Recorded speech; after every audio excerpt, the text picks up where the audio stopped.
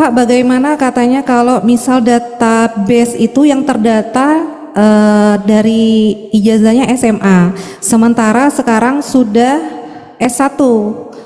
Untuk melamarnya itu pakai yang mana? Begitu Pak, terima kasih.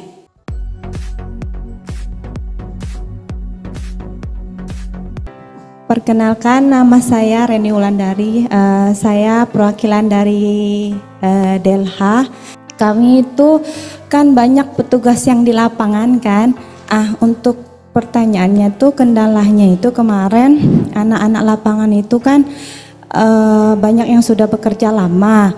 Terus ada sebagian SK mereka itu yang tidak ada Pak, yang aslinya, misal kayak SK Bupati misalkan ya, yang kemarin itu dari tahun 2016 ada yang nggak ada yang tahun 2020-nya nggak ada. Itu solusinya gimana Pak ya? Baik, untuk terkait dengan SK akan langsung kami jawab. Paling tidak disiapkan SK itu minimal yang database Juli 2021 lah harus minimal yang sesuai dengan persyaratan yang database. Jadi pas waktu pendataan database di tahun 2021 itu kan minimal masa kerja di Januari 2021 itu 2 tahun. Jadi kalau kita hitung mundur paling enggak di Januari 2019 SK-nya harus ada, atau paling untuk amannya dari 2018. Jadi yang 2017 2016 kalaupun tidak misalnya tidak ada masalah mungkin. Baik, Ibu yang dari DLH sudah cukup, sudah terjelaskan. Maaf Ibu, bisa berdiri supaya jelas dan bisa melihat tamu yang lain. Baik, terima kasih atas kesempatannya. Saya Radina dari Dinas Pendidikan. Saya ingin bertanya terkait dengan SK. Bagaimana jika nama di SK berbeda atau misalnya kurang huruf, misalnya apa harus diperbaiki atau boleh memakai yang SK lama? Terima kasih. Kalau terkait dengan SK itu, kalau misalnya ada kesalahan nama itu mungkin untuk saat ini sih belum ada juknis ya itu Bu, terkait dengan bagaimana kalau ada kesalahan SK gitu. Jadi mungkin yang paling tidak disiapkan aja dulu SK yang sudah ada dulu. Nanti kalaupun misalnya SK itu harus dipakai, nanti paling untuk dokumen pelengkapnya itu ada surat keterangan yang menyatakan bahwa ada kesalahan dalam penulisan nama di SK itu. Nama yang seharusnya ini tapi tertulis di SK ini, paling gitu. Kayak dibuat model kayak apa ya? Misal ada kesalahan ijazah gitu kan, kalau ijazah ada yang salah kan misal nama, nanti ke pihak kampus ada mengeluarkan surat keterangan ada kesalahan penulisan ijazah, paling itu dokumen pelengkapnya. Pak, bagaimana katanya kalau misal database itu yang terdata dari ijazahnya SMA, sementara sekarang sudah S1, untuk melamarnya itu pakai yang mana? Begitu Pak, terima kasih. Yang penting pas waktu pelamaran itu formasi S1-nya itu tersedia gitu.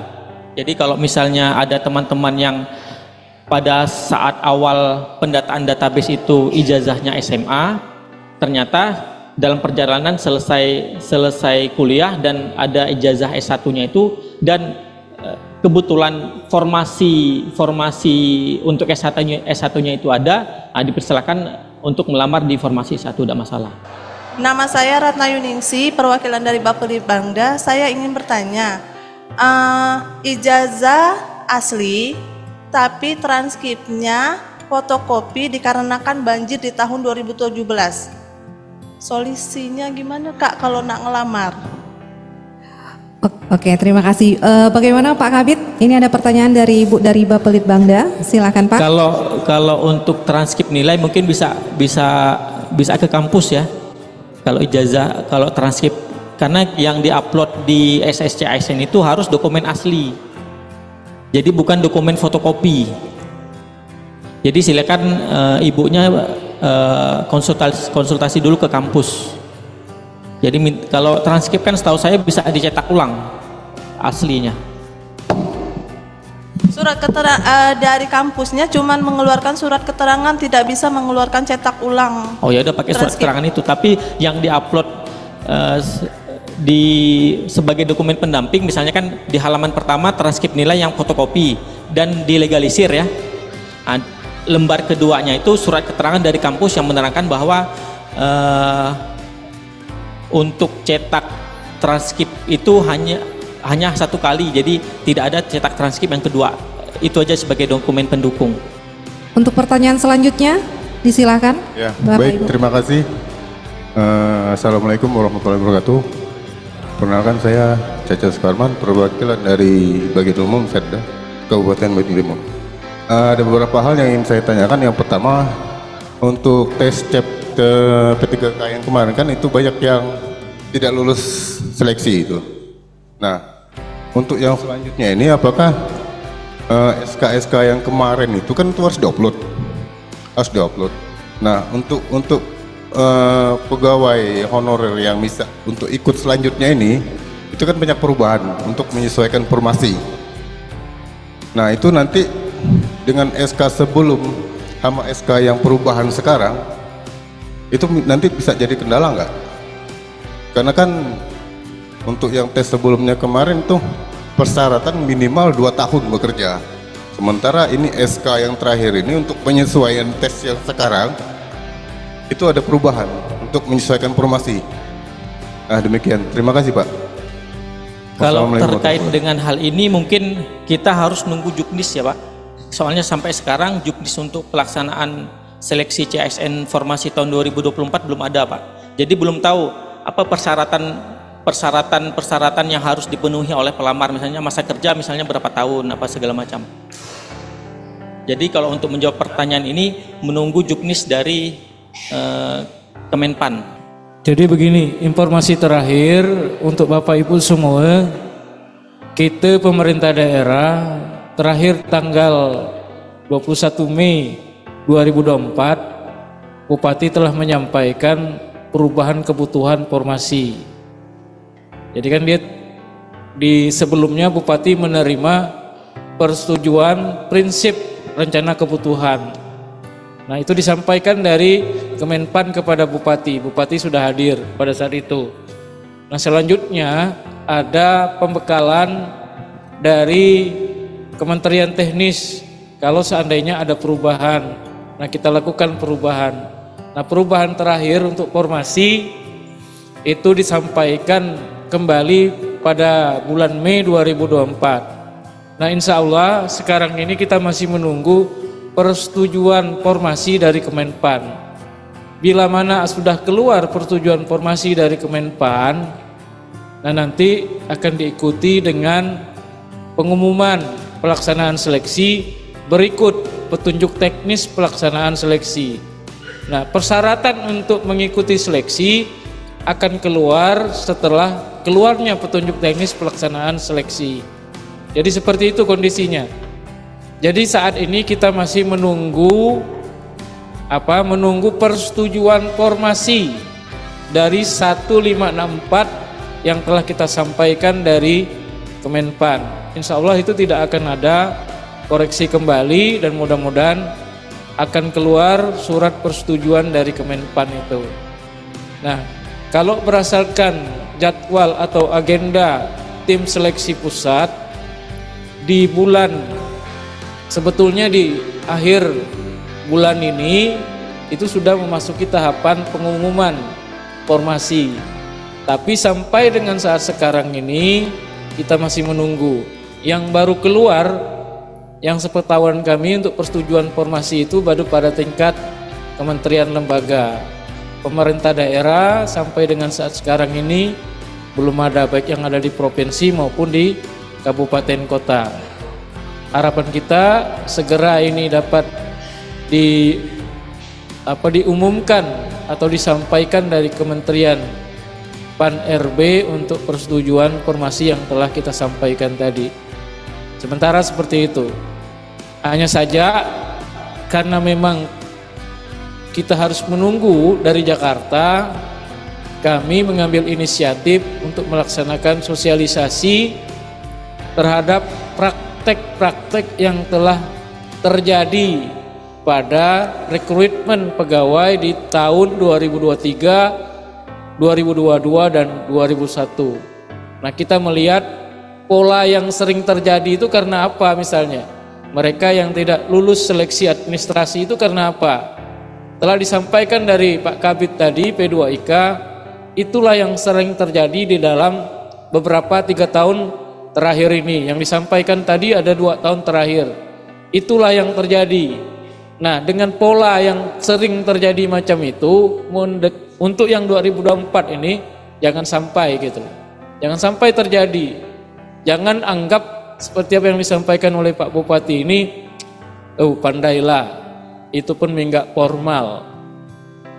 Saya tidak percaya, jujur secara pribadi, saya yang ada sekarang mengampuh untuk urusan pegawai itu, kenapa harus setengah memaksa kepada kawan-kawan untuk melakukan kegiatan ini? Karena saya tidak percaya. Jujur saya tidak percaya, formalitas itu jangan diartikan letterlek formalitas, enggak. Karena apa? Karena pendaftaran itu akan melalui aplikasi nanti, website SCSSN itu. Dan itu juga seringkali kalau berdasarkan pengalaman Nok Lala terjadi toh, ada kesalahan ngupload lah, dokumen di-upload tidak teliti dan apa. Karena itulah kami mengambil sikap, inisiatif untuk melakukan, mengingatkan ini. Mun kata sensei aku dulu, biar well prepare. Jepang itu dia nak jadwal agenda ke Jakarta misalnya, sensei itu persiapannya bukan minggu itu, 2 bulan 3 bulan dia persiapan. Nah, berdasarkan praktek-praktek orang baik toh, nah kita contoh aja. Nah, kita ingatkan kawan-kawan, ini loh pola yang sering terjadi. Mun dapat mika jangan mengikuti pola yang salah ini. Tidak nyaman, belum bertempur, tahu-tahu administrasinya salah. Kami meyakini bahwa persoalan seleksi administrasi itu tidak akan jauh berubah dia. Kurang lebih akan macam itulah.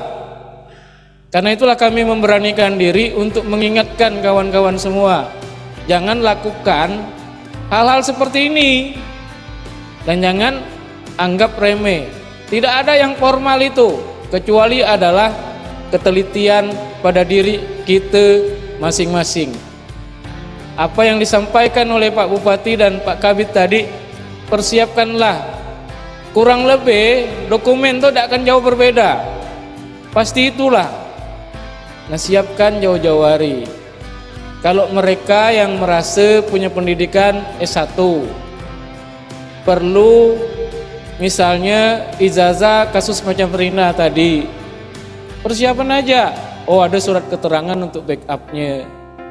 Kalau yang SMA mungkin ada kejadian 2017 ada banjir apa segala, datang ke Pak Indra di Dinas Pendidikan.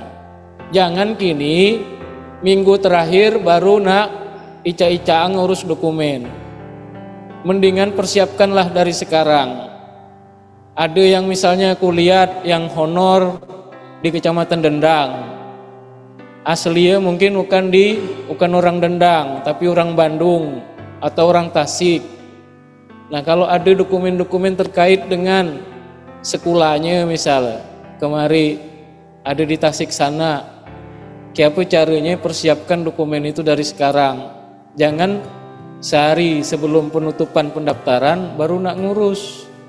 Ya mohon maaf kalau yang gitu ya tidak bisa. Siapa yang tidak ada yang bisa menjamin bahwa akan dapat menolong gitu lah kalau sudah sistem.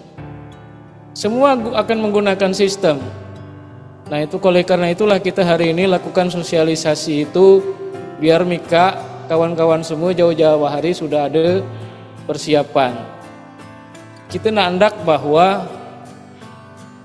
duit yang dikeluarkan oleh negara untuk proses seleksi ini akan sia-sia gitu. Kenapa gitu? Sebagai orang yang pernah belajar ekonomi, melihat angka pertumbuhan bubble di triwulan pertama minus, artinya pertumbuhan itu tidak ada malah minus. Nah kondisi kita kalau persoalan timah belum kan selesai, tata kelola timah belum kan selesai, artinya itu yang menjadi motor penggerak ekonomi ini ke depan 2025 pun kita tidak optimis bahwa akan ada banyak perubahan. Nah salah satu yang ada itulah peluang untuk rekrutmen pegawai. Duit pemerintah nih, duit daerah nih, silakan mungkin kawan-kawan yang di keuangan tanya tren untuk pendapatan dana transfer dari Jakarta untuk ke Belitung Timur itu trennya bukan naik, tend to decrease. Apa kata Pak Bupati tadi? Kita tuh sampai sekarang akan melakukan penyesuaian anggaran yang ada. Banyak kegiatan-kegiatan yang harus kita kurangi. Nah kalau proses ini nih gagal, artinya kita juga turut menciptakan kondisi ekonomi kita 2005 akan gagal gitu loh. Karena itulah kita jauh-jauh hari sudah pikirkan ini, ya jangan sampai gagal. Mungkin kawan-kawan tidak kepikiran sampai sejauh sana. Tapi mohon maaf ini ya, bukan istilah sarah. Hampir kawan-kawan yang masuk dalam database itu diam di Belitung Timur. Kalau duit pemerintah nih diberikan gaji ke Dang Mika yang ada diam di Belitung Timur, duit dari Jakarta atau dibawa ke Belitung Timur, Mika belanjakan di bank kampung ini, artinya Mika akan mengangkat ekonomi sekitaran tempat Mika diam dari gaji Mika yang Mika dapat itu. Beda dengan CPNS entah dari mana-mana. Nah karena itulah ini yang akan kita pikirkan juga ini. Ekonomi kita ini akan bergerak, salah satunya adalah belanja dari pemerintah. Belanja pemerintah dari apa? Dari belanja pegawai. Orang tuh kan tidak marah, PNS tuh kan tidak khawatir. Kasubak umpek yang ngurus Mika itu, TPP-nya akan tergerus karena ada penerimaan pegawai. Tapi bismillah, kita lakukan ini untuk sama-sama mengangkat kawan-kawan. Jadi jangan sampai terjadi 2022, 2023. Mika lihat kan datanya, ada peluang untuk bisa kawan-kawan masuk. Tapi belum apa-apa seleksi administrasinya lah gagal. Nah hari ini kami memberikan kesempatan untuk menyampaikan itu. Bukan kami sing tahu lah, bukan. Karena kami saking sayangnya dengan kawan-kawan yang tiap hari kita lihat gitu loh. Kita tahu kawan-kawan tiap hari datang. Tidak semua juga kita tahu kinerja kawan-kawan PNS itu bekerja baik. Kalau tidak ada tolong dari kawan-kawan dari pegawai non-ASN itu mungkin OPD tidak bergerak. Karena itulah kita, ayo sama-sama kita urus ini. Kita selesaikan ini biar tidak akan menjadi masalah di kemudian hari. BKPSD memberikan ruang sosialisasi. BSD kan akan memberikan ruang untuk simulasi. PSDM akan memberikan ruang untuk fasilitasi untuk persiapan administrasi untuk pelamaran. Di tempat lain tidak ada melakukan hal seperti ini. Kami hanya mengajak, oi Bang Ijan, kawan-kawan yang kemarin lulus di P3K yang ada di BKPSDM, ada Bang Ijan, ada siapa, ada Hendra, ada yang lain-lain. Mika enak ya, Mika kemarin bisa lulus tuh kayak apa? Administrasinya kayak apa?